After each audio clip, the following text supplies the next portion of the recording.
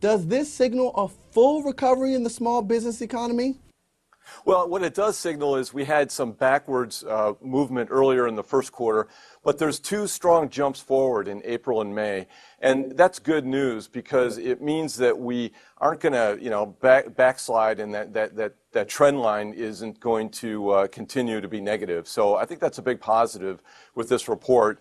Having said that, we're still in this somewhat of a slow growth mode as we see in these numbers. All right, so you just said no slowdown. Last month you said small businesses were still in tepid growth mode. So do you expect this month's numbers signal that might be changing soon? Well, yeah, and actually what we do see with these numbers is that the growth trend is kind of maybe leveling off, if you will, and that's a big positive.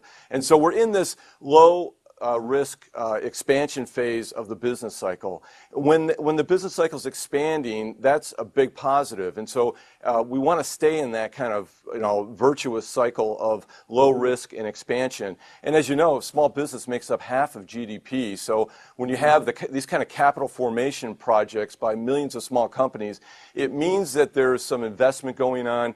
They see some optimism. They see some opportunity to grow. Now, having said that, I wouldn't say we have a bull run here. I wouldn't say the bulls are stampeding.